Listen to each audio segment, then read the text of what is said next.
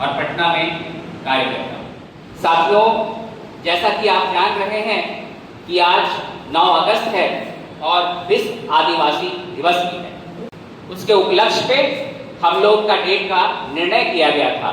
धानुक अधिकार संघर्ष मोर्चा का निर्माण इसलिए किया गया है कि अभी बिहार में, इस देश में ज्यादातर जो दल बने हुए हैं, जो संगठन बने हुए हैं, वो मूलतः ग्राउंड पे काम नहीं करके किसी ना किसी पॉलिटिकल पार्टी के लिए काम कर रहे होते हैं। नमस्कार, मैं अंकित भारद्वाज, आप देख रहे हैं AB365 और अभी हम पटना में मौजूद हैं और हमारे पीछे आप देख सकते हैं कि धानुक जो कि कार्यक्रम है, ये धानुक लिखा हुआ है, धानुक अधिकार संघर्ष मोर्चा का यहाँ पे कार्यक्रम हो रहा है। आखिर इस कार्यक्रम का मुख्य उद्देश्य क्या है और इनकी मांगे क्या है, आइए इन लोग से जानने की कोशिश करते हैं उनकी मांगे क्या है। सबसे पहले तो आपका नाम क्या होगा? जी, मैं डॉक्टर राहुल कुमार हूँ।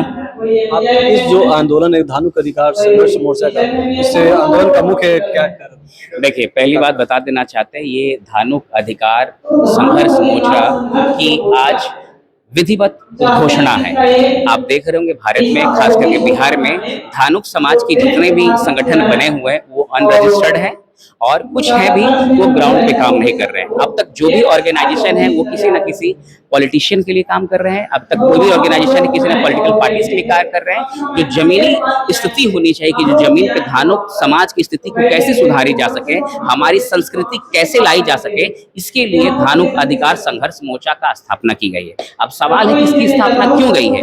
कोई भी कार्य जब समाज में आप कर रहे होते हैं तो आपका लीगल तरीके से होता है, तो लीगल के तरीके से धानुक अधिकार संघर्ष मोर्चा जो कि संपूर्ण भारत में कार्य करेगा, धानुक जाति की शिक्षा, स्वास्थ्य, रोजगार और साथ ही साथ जो विरासत हमारी थी, हम विरासत में हमारा कुछ और रहा है, हम एक ट्रेडिशन हमारा रहा था, उस चीज को हम फॉलो अप करना चाहते हैं। अब रही कि ऑब्जेक्टिव क्या है, इसका मांग क्या है। हमारी चाहत है कि हमारे विरासत में हम जनजाति से आते थे, हाँ, लेकिन हमारे पास एक चोला पहना दिया गया है कुर्मी का संस्कार, कुर्मी की संस्कृति और धानुक जाति की संस्कृति एक अलग रहा है। जितने भी अगर आप इतिहास में चले जाएंगे तो आप अनुभव करेंगे कि जो धानुक जाति है वो आपको धनुधर होता है। धनुष और बाण का जो चलाने वाले काम करते थे वो जनरली बॉडीगार्ड कह सकते हैं, किसी का संरक्षक के तौर पे काम करते थे, बहुत ही मेहनतकश के लोग होते थे। लेकिन वर्तमान हालात में ऐसा है कि हमें ये अवगत कराया जा रहा है कि Dhanuk is a part of Kurmi, but reality नहीं है। हमारी इतिहास अलग रही है, उनकी इतिहास अलग रही है, लेकिन चूंकि सिमिलरिटीज हल्का सा हो जाता है तो पॉलिटिकल पर्सपेक्टिव से गेन करने के लिए उसको जोड़ा जा रहा है। दूसरी चीज कहना चाह रहे हैं कि धानुक जाति का अभी एक्सप्लॉइटेशन हो रहा है। एक्सप्लॉइटेशन कैसे हो रहा है? आप तो कहेंगे भाई 10 गो एमएलए है तो धानुक जाति का एक्सप्लॉइटेशन कैसे? लेकिन क्या वो 10 एमएलए धानुक जाति की बात कर रहे हैं? आप पाएंगे कि नहीं।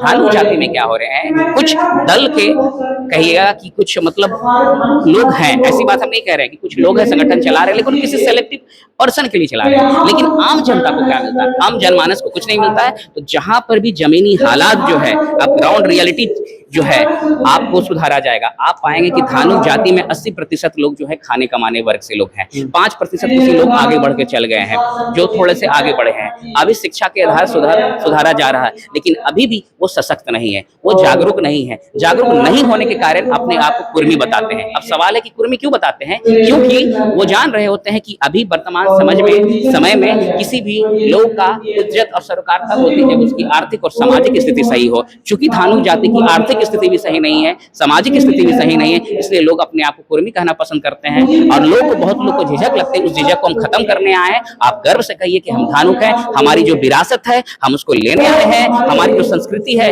हमारी जो पहचान है, हम उसको लेने आए हैं कि हम धानुक हैं। विरासत में जो हमारी धानुक थी, हम जनजाति थे, तो जनजाति की लड़ाई है। शिक्षा एक बेहतर बन सके, स्वास्थ्य रोजगार बन सके। हम सिर्फ धानुक जाति की ही नहीं बातें करते हैं, हम संपूर्ण व्यवस्था की बातें करते हैं। हम किसी एक जाति की नहीं बात करते हैं। हम बिहार में, पूरे देश में जो भी पिछड़े वर्ग हैं या जनरल कैटेगरी के जो भी आर्थिक और सोशियो इकोनॉमिक स्टेटस जितनी डाउन है, हम उसको अपवर्ड करना चाहते हैं। लेकिन जिस तरह से धानुक जाति पिछले समय में, इतिहास के समय में धनुधर थे, किसी का संरक्षक थे, उसी तरह के हम समाज का संरक्षण करेंगे। ये हमारा उद्देश्य है।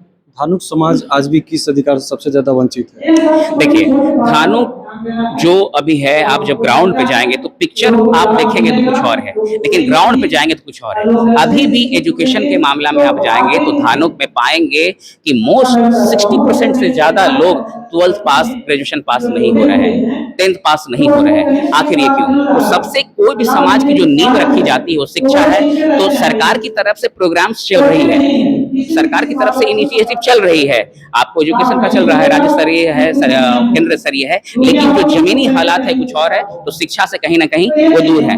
दूसरी चीज है उनकी अधिकारों को लेकर के जो है उनको जो सशक्तिकरण जो उनका होना चाहिए उस रूप से धानुक जाति का नहीं हुआ है। धानुक जाति का जो समाज में जो जिस तरह से प्रतिशत है, अभी खास करके आप डेटा देखेंगे जो बिहार गवर्नमेंट ने रिलीज करी थी, ये आपको कास्ट सेंसस डेटा, हालांकि इसको कहना सेंसस उचित नहीं होगा, उसको आप सर्वे कहिए, क्योंकि 100% पॉपुलेशन की जनगणना नहीं हुई थी। तो धानुक जाति की परसेंटेज को भी कम दिखाया गया है। तो इससे भी वंचित है कि आप हमारा आंकड़ा, हमारी आर्थिक स्थिति को पब्लिकली डोमेन पर लाया जाए। और तीसरा है कि इसकी जो बेरोजगारी देखिएगा, बेरोजगारी तो सभी जातियों में है, लेकिन धानुक वर्ग में चूंकि शिक्षा की कमी है, शिक्षा की कमी है, पूंजी की कमी है, इसके कारण बेरोजगारी भी बहुत हद तक जा रहा है। एक बात बताओ, एक और सवाल पूछना चाहते हैं आपसे कि कभी पटना में नहीं पूरे बिहार और सारे देश में तक ये चर्चित अभी एक पोस्टर बना हुआ है जो कि माननीय प्रधानमंत्री नरेंद्र मोदी जी का एक उनका मूर्ति बनाने का, मंदिर बनाने का, जो कि राजन सिंह है, किन समाज है, ट्रांसजेंडर है,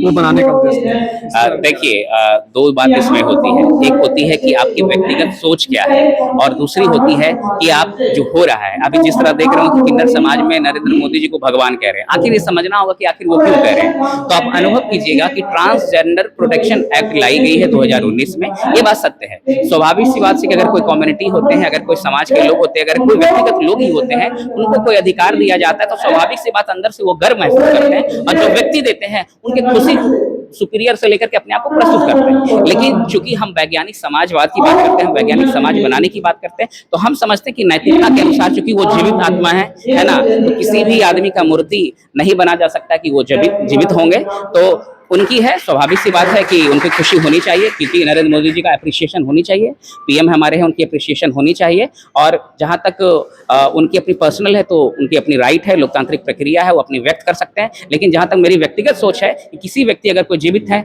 तो उनको उनकी मूर्ति भी नहीं होनी चाहिए, उनकी भगवान भी नहीं बनाना चाहिए। आप उनके नीतियों के, आप उनकी बड़ाई कर सकते हैं, आप उनकी नीतियों के बारे में बता सकते हैं, आप उनकी नीतियों से लोगों को अवगत करा सकते हैं, आप उनकी नीतियों से आप लोगों के सामने प्रेजेंट कर सकते हैं, आप जागरूक कर सकते हैं। मैं ये समझता हूँ।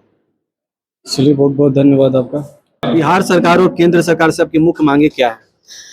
हमारी मांग ये है कि हमारे धानुक को SC/ST का दर्जा मिलना चाहिए, पहला नंबर।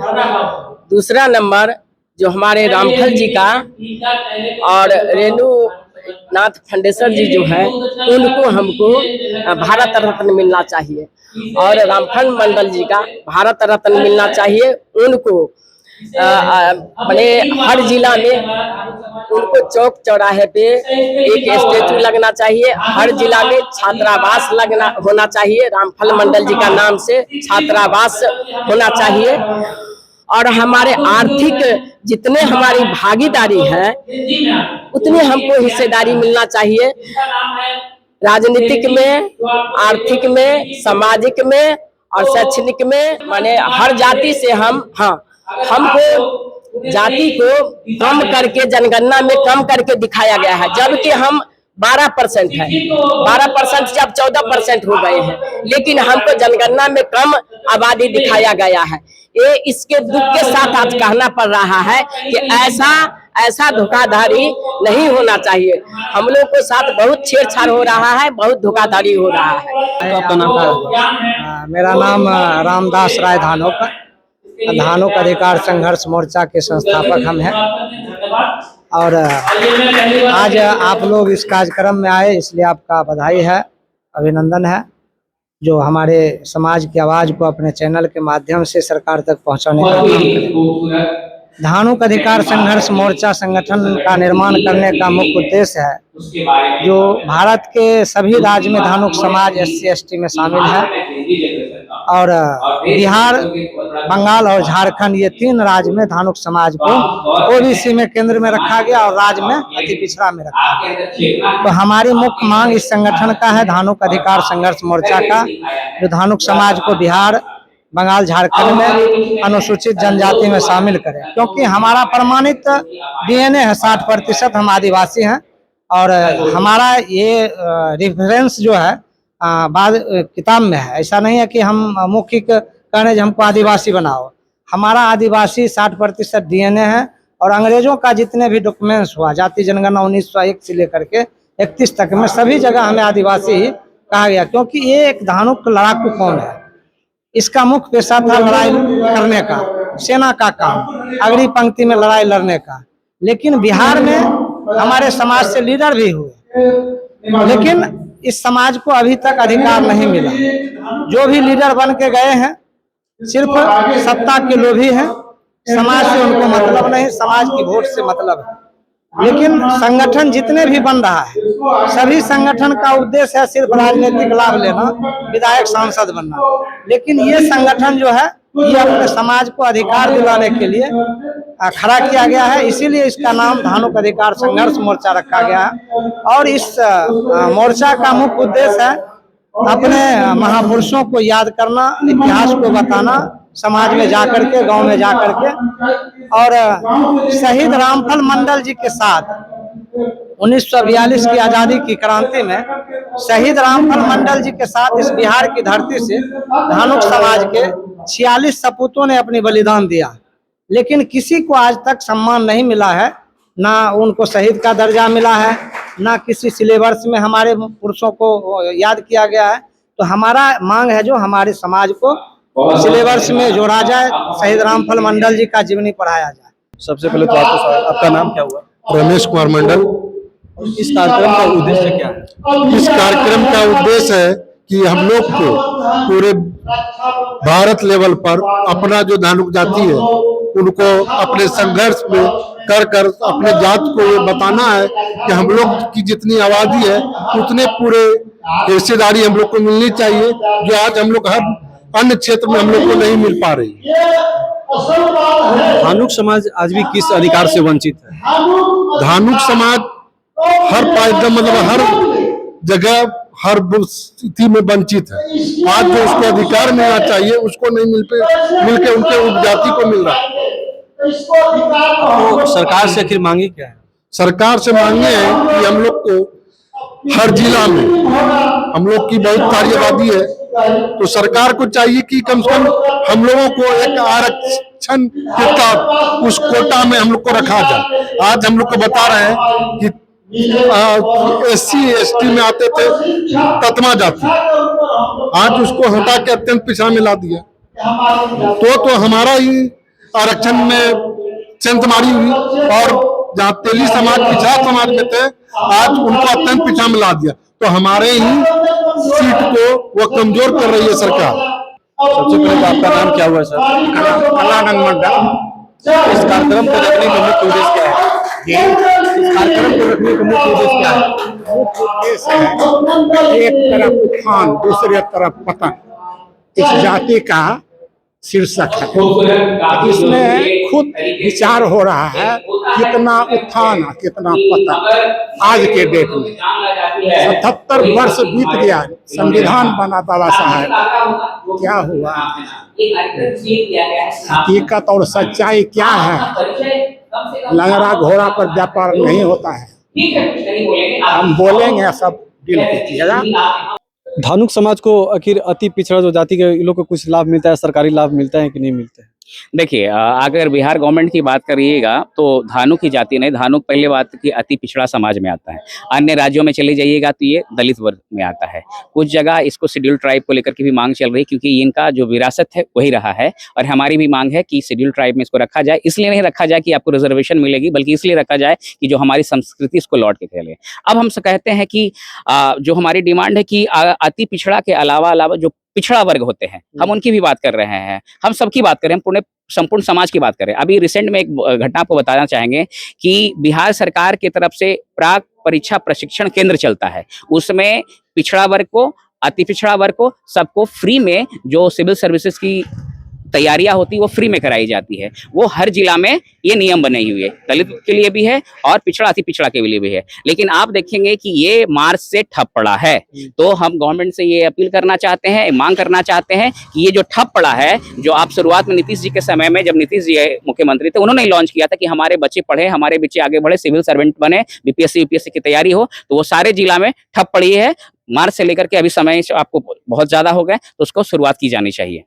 रांची में भी जो प्रोटेस्ट हो रहे हैं उस पर अभी क्या कहना है? देखिए, ये एक बहुत गहन मुद्दा है। समझिए कि जो रांची में प्रोटेस्ट हुआ है, मैं लकीली तो मैं नहीं जा पाया, मुझे भुवनेश्वर निकलना है, क्योंकि मुझे भी चाहता कि मैं वहां पर जाऊं। ये जेन्युइन है। अभी देश में, पूरे देश में हालात आपके ऐसे बन चुके हैं कि पेपर लीक, आज आप परीक्षा देने जा रहे हैं, आप पैसा भर रहे हैं, आप एक समय का उपयोग करते हुए अपने आप को उस लायक बना रहे हैं, और आप वहां पर जाते हैं तो आपको पता चलता कि परीक्षा लीक है, पेपर लीक है। और उस पेपर लीक में कौन बैठ रहा है? जो मेहनत नहीं कर रहा है। कौन बैठ रहा है? जो पैसे दे रहा है। कौन बैठ रहा है? जो किसी मंत्री से टच है। कौन बैठ रहा है? किसी पदाधिकारियों से टच है। तो बताइए कि हमारे बच्चों की जब अधिकार, हमारे बच्चों के अधिकार को जब पूरा नहीं किया जाता है, तो स्वाभाविक सी बात है सड़कें पे उतरेंगे। ये तो ट्रेलर है, पिक्चर अभी पूरी बाकी होगी। अभी कहीं ना कहीं बड़ा, इससे भी बड़ा आंदोलन होगा। बिल्कुल बिल्कुल, और होनी भी चाहिए। क्यों ना होने चाहिए? आज आप अपने देखिए, इस देश की आजादी की जब नींव रखी गई थी तो हम अंग्रेजों से गुलाम थे। तो जब आजादी को इस देश में स्वतंत्र करने के लिए कहीं ना कहीं साथी लोग अपना सड़कों पर उतरे थे। तो हम सभी साथियों से आग्रह कहेंगे कि कानूनी रूप को मेंटेन करते हुए शांति प्रिय आंदोलन लोग करेंगे। उनका शांति प्रिय आंदोलन राइट है, अधिकार है, और वो अधिकार अपने लिए लड़ाई लड़ रहे हैं, अपने शिक्षा के लिए लड़ाई लड़ रहे हैं, अपने स्वास्थ्य और रोजगार के लिए लड़ाई लड़ रहे हैं। किसी का मांग नहीं रहे, वो अपने अधिकार की बात कर रहे हैं, और ये लड़ाई शुरुआत है और लंबी चलेगी। चलिए, और देख सकते हैं इन लोग की जो मांगे हैं काफी ज्यादा, जो कि सरकार के ऊपर काफी आरोप भी लगा रहे हैं, खिलाफ भी, और जो कि आंदोलन है इन लोग के अपने मांग के अधिकार के लिए, जो कि अभी आए दिन पेपर लीक होते रहता है, नीट पेपर जैसे होते रहता है, उसी की मांग के लेकर इन लोग के चर्चे हैं। और फिलहाल के लिए बस इतना ही। मैं अंकित भारद्वाज, आप देख रहे हैं AB 365 पटना से। नमस्कार।